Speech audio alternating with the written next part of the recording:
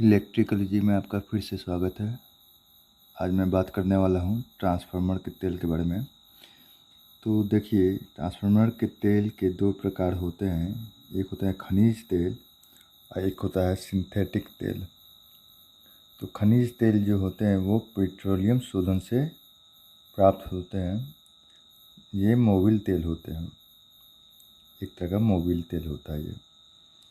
और सिंथेटिक तेल जो होते हैं ये बना होता है सिलिकॉन या सिलिकॉन द्रव तथा हाइड्रोकार्बन द्रव के द्वारा। इसके मिलने से सिंथेटिक तेल बना होता है सिलिकॉन द्रव और हाइड्रोकार्बन द्रव के द्वारा। इसका उपयोग ऐसे जगह में होता है जहाँ पे ट्रांसफार्मर खदानों तथा सुरंगों के अंदर लगाए जाते हैं, वहाँ सिंथेटिक तेल का यूज किया जाता है। ये काफ़ी कॉस्टली तेल होते हैं इसकी अपेक्षा, खनिज तेल की अपेक्षा। तो अब देखते हैं अच्छे ट्रांसफार्मर की गुण क्या होती है।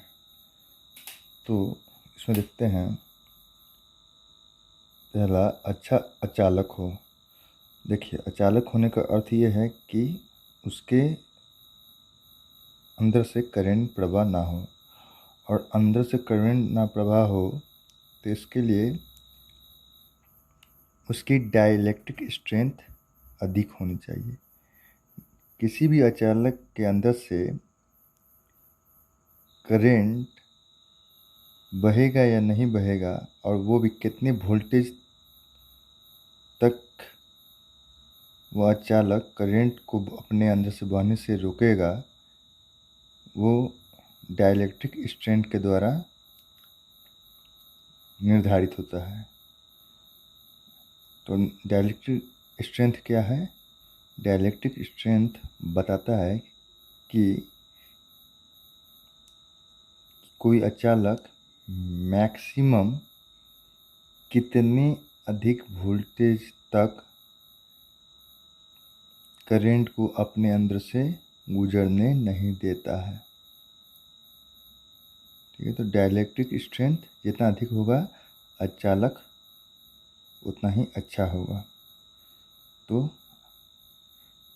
ट्रांसफार्मर ऑयल की डाइलेक्ट्रिक स्ट्रेंथ अधिक से अधिक होनी चाहिए, जिससे वो अच्छा अचालक हो।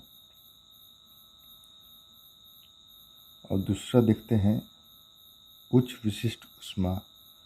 अब देखिए, उच्च विशिष्ट ऊष्मा का अर्थ क्या है इस ट्रांसफार्मर ऑयल के संदर्भ में, कि वो ऑयल जो है ट्रांसफार्मर के अंदर जो हीट बन रहा है उसको, उसकी मात्रा को अधिक से अधिक अपने अंदर सोखे, अधिक से अधिक अपने अंदर सोखे।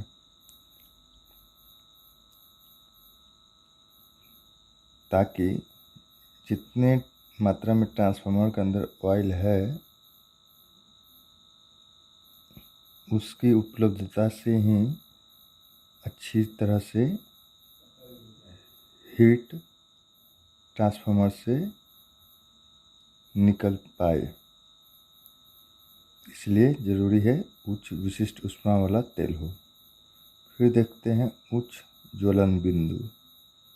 तो उच्च ज्वलन बिंदु से क्या तात्पर्य है कि अधिक से अधिक गर्मी सोखने में सक्षम हो। अधिक से अधिक गर्मी सोखने में सक्षम हो, इसका अर्थ क्या है? अगर अधिक से अधिक ये गर्मी सोख रहा है और इसका ज्वलन बिंदु उच्च ना होकर निम्न हो तो क्या होगा? कहीं ना कहीं तेल में आग लग जाएगा। इसलिए अधिक ताप को सूखने के साथ साथ ट्रांसफार्मर ऑयल के अंदर उच्च ज्वलन बिंदु की गुण होनी चाहिए, ताकि गर्म से गर्म तेल को लेकर वो अपने में रख सके। ठीक है, इसलिए उच्च ज्वलन बिंदु होनी चाहिए, नहीं तो आग लग जाएगी। निम्न विस्कोसिटी। तो विस्कोसिटी के अर्थ में ये समझिए कि विस्कोसिटी जितनी ज़्यादा होगी किसी द्रव की, वो उतना ही कम मात्रा में बह पाएगा। तो निम्न विस्कोसिटी का अर्थ में क्या हो गया, तेल की गर्मी के कारण तेल गाढ़ा ना हो। अब ये तेल जो है ट्रांसफार्मर से गर्मी सोख लेगा, तो सोखने के बाद ये तेल जो मिठाई बनाने वाली चाशनी होती है उसकी तरह गाढ़ा ना हो जाए। जैसे जैसे देखते हैं पानी और चीनी को मिला के जब गर्म किया जाता है तो धीरे धीरे पाग बनता है गर्म होने पे। तो उस तरह से ये तेल गर्म होकर उसकी तेल में गाढ़ापन ना ज़्यादा आए, जिसके कारण उसका बहाव कम हो जाएगा।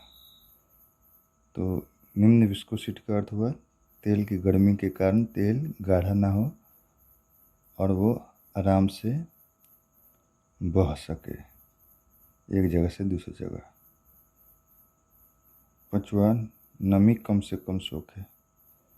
तो इसमें क्या है, वातावरण या अपने आसपास जो नमी है वातावरण में, उससे नमी को सोखने वाला तेल नहीं होना चाहिए या गुण नहीं होना चाहिए, ताकि नमी अगर सोख लेगा तो उसका अंदर इम्प्योरिटी आ जाएगा और वो अच्छा चालक नहीं रह पाएगा।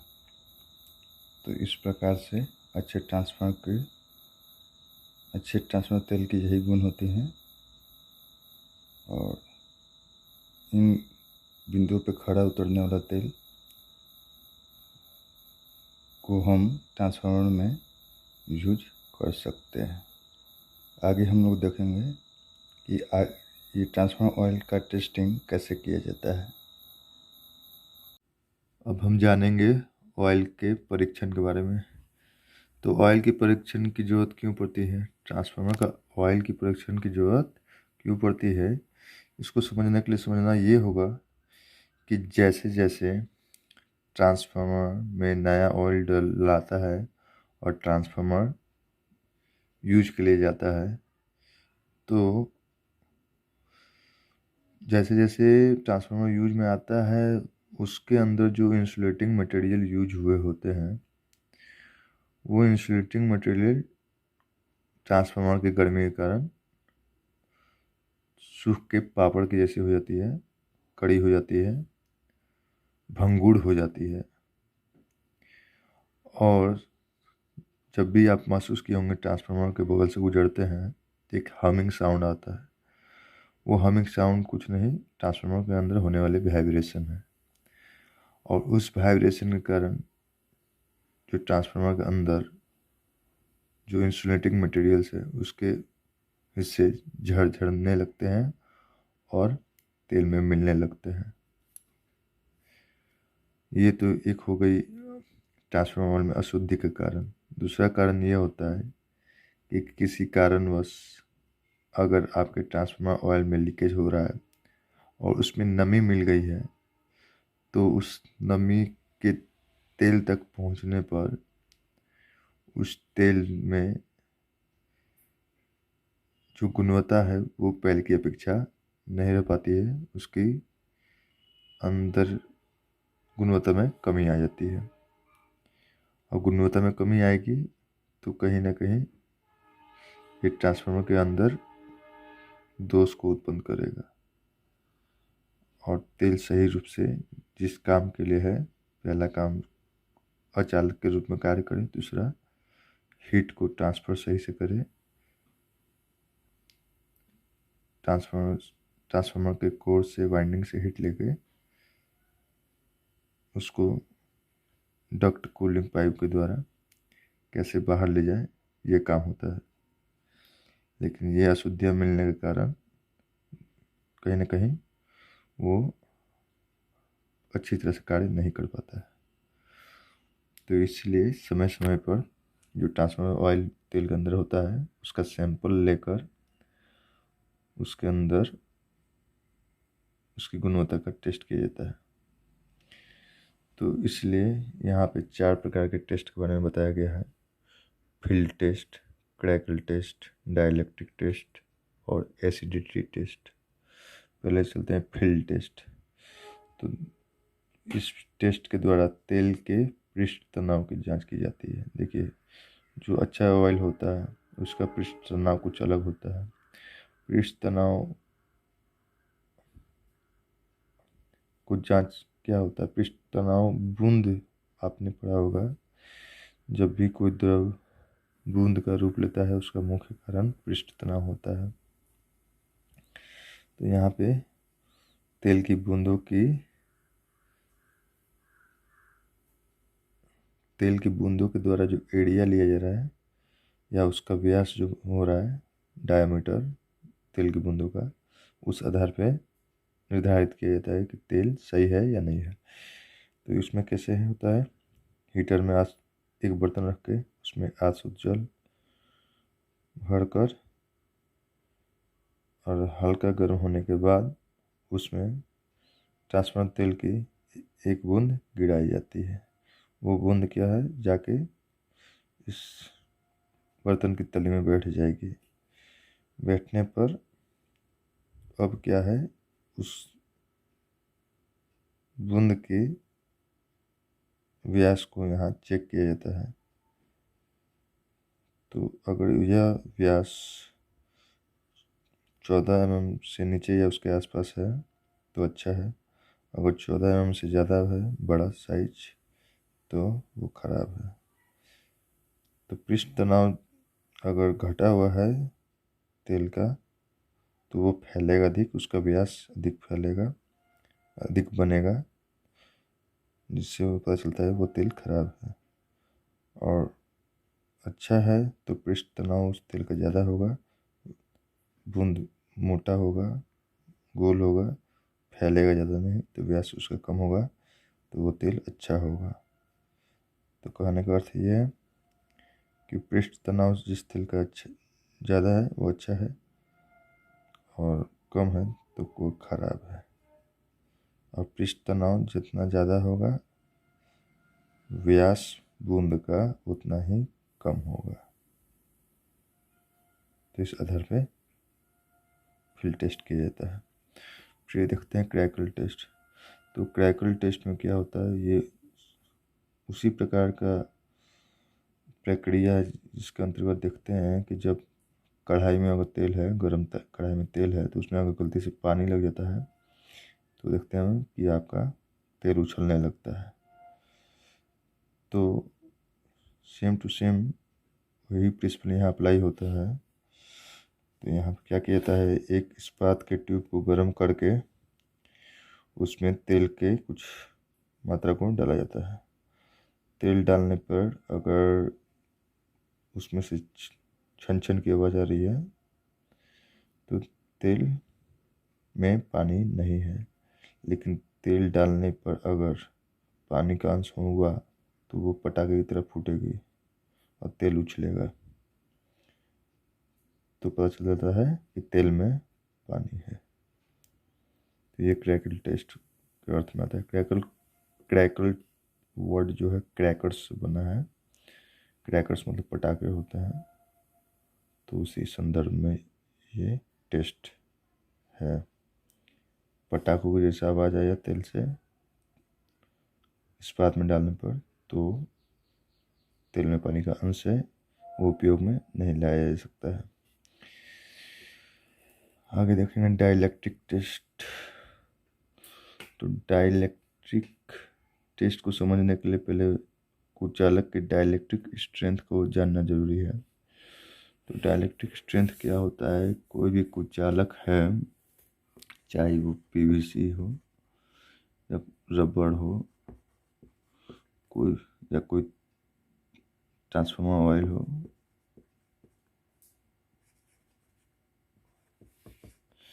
तो कोई भी कुचालक नॉर्मल तौर पे तो वो करंट को अपने अंदर से पास नहीं होने देता है। लेकिन अगर इसके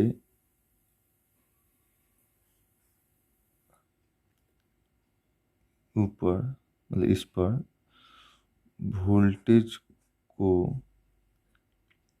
अधिक बढ़ाया जाए तो एक क्षमता होती है, इस कुचालक की क्षमता कुछ होती है जब तक वो वोल्टेज सहन कर सकता है। मतलब मैं इसकी भी एक क्षमता है कि हाँ इतना वोल्टेज सहन करेगा, लेकिन उस जहाँ तक ये वोल्टेज सहन कर जाता है उसको कहते हैं डाइलेक्ट्रिक स्ट्रेंथ। डाइलेक्ट्रिक स्ट्रेंथ मतलब कहने का अर्थ मैक्सिमम वोल्टेज सहने की शक्ति कुचालक की डाइलेक्ट्रिक स्ट्रेंथ कहलाती है। और डाइलेक्ट्रिक स्ट्रेंथ से अगर अधिक वोल्टेज हो जाता है तब ये कुचालक कहीं ना कहीं चालकता का गुण कुछ धारण कर लेगा और तब इसमें से करंट बहने लगेगा। तो डाइलेक्ट्रिक स्ट्रेंथ से एबव जब वोल्टेज देते हैं और उस पर ये कुचालक करंट प्रवाह करने लगे तो उसको कहते हैं उस कुचालक का ब्रेक डाउन वोल्टेज।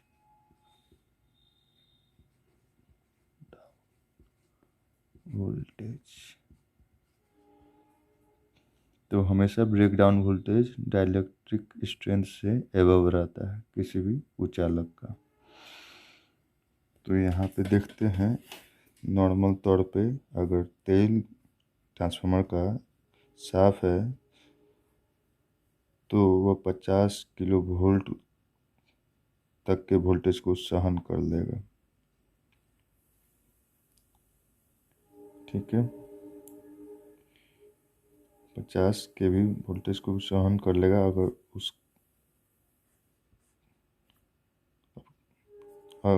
उसके 2.5 mm डिस्टेंस में वोल्टेज थिकनेस पे वोल्टेज अप्लाई किया जाता है तो वही 50 के भी तक लगभग वोल्टेज सहन कर लेगा। मतलब डाइलेक्ट्रिक स्ट्रेंथ इसका 50 के भी तक रहेगा। और गंदा है तो ये 30 के भी तक वोल्टेज सहन कर लेगा। गंदा है तो 30 के भी तक, उससे अधिक हुआ तो ये कहीं ना कहीं करंट को फ्लो करवाएगा अपने ऊपर से। और साफ रहा तो 50 के भी से अब वोल्टेज होने पे ये अपने ऊपर से करंट फ्लो करवाएगा। तो वही टेस्ट यहाँ किया जाता है इस किट के द्वारा। इसमें एक टैंक होते हैं शीशे के, छोटे से एकदम छोटा सा फिश टैंक की तरह होता है। उसमें 2 इलेक्ट्रोड लगे होते हैं। उस 2 इलेक्ट्रोड के बीच की दूरी 2.5 mm की होती है। और उस 2 इलेक्ट्रोड वाले कंटेनर में, शीशे के कंटेनर में ट्रांसफार्मर ऑयल को भरा जाता है। भरने के बाद ट्रांसफार्मर ऑयल को स्थिर होने दिया जाता है। उसके बाद इस इलेक्ट्रोड से ST वाइंडिंग के दोनों टर्मिनल लगे हुए रहते हैं। ST वाइंडिंग के द्वारा यहाँ पे 70-60 के भी तक वोल्टेज अप्लाई किया जाता है दोनों इलेक्ट्रोड के मध्य। और दोनों इलेक्ट्रोड के मध्य में क्या है, तेल है। तो कहीं ना कहीं ये वोल्टेज उस तेल पे अप्लाई हो रहा है। तो वो कैसे होता है, तो सिंगल फेज सप्लाई देकर इस यंत्र के द्वारा, इस किट के द्वारा वेरिएबल वोल्टेज बारी बारी से बढ़ाया जाता है। प्राइमरी में बढ़ाइएगा तो सेकेंडरी में ऑटोमेटिक बढ़ेगा। ये स्टेप अप ट्रांसफार्मर है। तो यहाँ पे पहले 10 के भी, 15, 20 के भी, 25 के भी, 30 के भी, ऐसे बढ़ते जाएगा। तो 30 के भी के आसपास आने पे अगर इस 2 इलेक्ट्रोड के बीच स्पार्क हो जाता है तो आपका उसका ब्रेकडाउन वोल्टेज क्या हो गया, 30 के भी हो गया। जिस वोल्टेज पे वो कंडक्टिव हो जाए, अगर 30 के भी पे हो गया, 30 के भी इसका ब्रेकडाउन वोल्टेज हो गया। और यही हैरी करते करते अगर 30 kV में ब्रेक डाउन नहीं हुआ तो कंटिन्यू बढ़ाएंगे, 50 kV तक जाएंगे। 50 kV पे पहुंचने में अगर ये स्पार्किंग मार देता है दोनों इलेक्ट्रोड के बीच में, तो इसका अर्थ ऑयल का ब्रेकडाउन वोल्टेज 50 kV है। तो 50 kV है तो हम यूज में ला सकते हैं, अगर 30 kV है तो नहीं ला सकते हैं।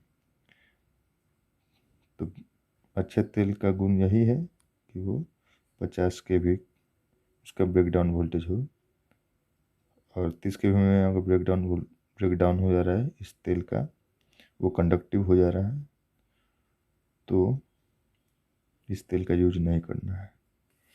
तो यही होता है डाइलेक्ट्रिक टेस्ट। और चौथा होता है एसिडिटी टेस्ट। तो इसमें जैसे जैसे तेल में पानी का कंटेंट बढ़ता जाता है, आर्द्रता का कंटेंट बढ़ता जाता है, तो तेल गर्म होने के साथ साथ इस पानी के अंश के होने के कारण उसमें ऑक्सीडेशन की प्रक्रिया होती है। तेल के अंश में पानी होने के साथ साथ उसमें ऑक्सीडेशन की अभिक्रिया होती है, और उस अभिक्रिया के कारण तेल में अम्लीय गुण उत्पन्न हो जाता है। तो इस विधि में तेल की अम्लता गुण की जांच होती है। इसके लिए हमें 2 बोतल की ज़रूरत पड़ती है, एक में 100 ml इथाइल अल्कोहल हो, दूसरे में 0.0085 सांद्रता वाला सोडियम कार्बोनेट के 1 ml की बोतल जरूरत पड़ेगी। और हम लोग के पास ट्रांसफार्मर ऑयल का सैंपल होना चाहिए।